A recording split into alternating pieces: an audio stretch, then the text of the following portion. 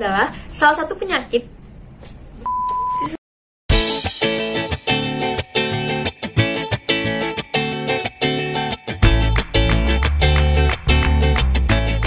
Hai teman-teman semuanya, selamat datang di channel Lipat TV. Sekarang kalian sedang bersama aku, Daniela Kezia dari kelas 11 MIPA 2. Nah, mau apa sih aku sekarang?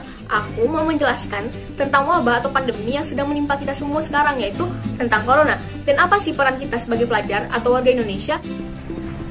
Jadi, virus corona adalah virus yang dapat menyebabkan penyakit pada hewan dan manusia, terutama pada sistem pernapasan atau respiratori mereka. Nah, virus ini termasuk dalam famili coronavirus bersama dengan SARS dan MERS. Penyakit ini biasa disebut dengan COVID-19 atau kepanjangannya itu Coronavirus Disease 2019. Lalu, COVID-19 ini atau virus ini dapat bertahan di tubuh kita selama 14 hari. Virus ini tidak pernah diketahui sebelumnya, makanya disebut dengan novel coronavirus. Jadi dia baru diketahui pada Desember 2019 di Wuhan, China. Di situ kasusnya pertama kali. Jadi banyak konspirasi atau banyak hal yang membingungkan tentang datangnya virus ini dari mana. Oke, gejala apa aja sih yang bisa dirasakan atau bisa dilihat pada orang-orang yang terkena COVID-19 ini? Jadi gejala-gejala yang paling umum yang bisa dilihat tuh demam tinggi, sesak nafas, batuk, dan tenggorokan kering. Jadi kalau kalian atau orang di sekitar kalian mengalami hal ini, bisa langsung konsultasi dokter atau ke rumah sakit. Lalu, dari mana sih bisa terkena COVID-19 ini atau dari mana menyebarnya? Jadi, COVID-19 virus ini menyebar melalui droplets atau cairan percikan-percikan air di mulut atau dari hidung saat kita bicara, batuk, atau bersin. Nah, langkah-langkah apa aja atau pencegahan yang bisa kita lakukan untuk menurunkan resiko terjangkitnya COVID-19 ini ke kita? Jadi yang paling penting, yang utama adalah cuci tangan. Cuci tangan dengan langkah-langkah yang benar pastinya, minimal 20 detik dengan sabun atau hand sanitizer. Namun kalau bisa, sebisa mungkin pakai sabun karena hand sanitizer tidak seampuh sabun dalam membunuh virus dan kuman. Lalu jangan pegang muka sesering itu atau hindari pegang muka apalagi dengan tangan yang kotor. Jadi pastikan tangan kita udah dicuci atau disterilkan untuk memegang muka kita. Lalu virus ini menyerang tubuh yang lemah. Jadi kita harus menguatkan sistem imun kita dengan makanan-makanan yang bergizi seperti buah-buahan dan sayur-sayuran. Nah, jangan juga dekat-dekatan dengan orang lain kalau memang kita harus keluar rumah. Jaga jarak minimal 1 meter atau 3 kaki supaya kita nggak terkena virus-virus dari mereka, karena kita nggak tahu mereka punya penyakit apa kan. Nah, lalu jangan lupa pakai masker kalau kita sedang sakit, karena orang-orang lain bisa terkena virus-virus dari kita atau penyakit yang kita punya dan bisa tertular ke mereka. Jangan lupa juga saat kita bersin atau batuk, pakai siku bagian dalam atau pakai tisu. Jangan pakai tangan karena dapat ke tangan kita bisa terkena virus-virus tersebut. Yang terakhir yang sering digalang-galangkan di Indonesia dan sedang diterapkan pada orang-orang di sini adalah social distancing atau jangan keluar rumah kalau tidak ada keperluan penting. Atau yang sekarang bisa disebut dengan physical distancing atau self quarantine.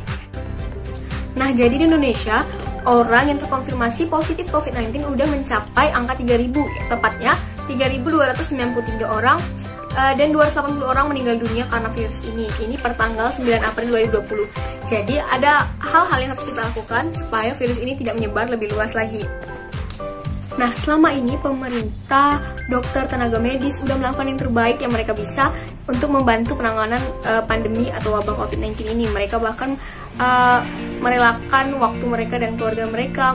Mereka membuat undang-undang atau perpu baru. Mereka melakukan hal-hal yang terbaik mereka bisa. Dan mereka juga menghimbau kita, warga Indonesia, untuk melakukan gerakan stay at home atau physical distancing, atau dulu biasa disebut social distancing.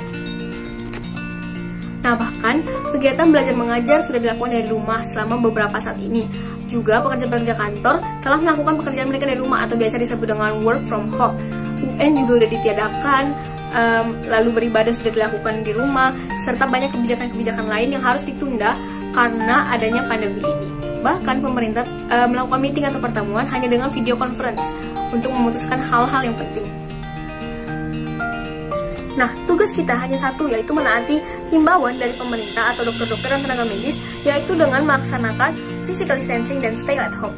Cara social distancing atau physical distancing telah dipercaya dapat melandaikan kurva eksponensial penyebaran virus COVID-19. Bahkan para ahli atau WHO juga sudah menyarankan hal ini. Nah, dengan berdekatan atau berkumpul di tempat ramai, ternyata dapat membuat virus ini menyebar lebih jauh lagi. Sehingga dengan cara stay at home ini, kita bisa membantu virus ini agar tidak menyebar lebih jauh lagi.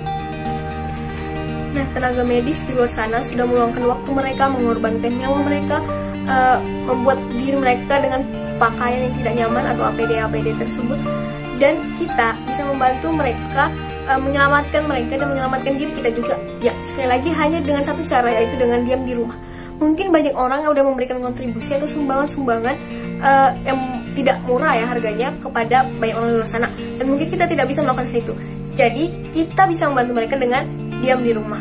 Dengan diam di rumah, hal itu sangat mudah dilakukan, sangat lebih mudah dilakukan daripada mereka yang berjuang lebih keras lagi.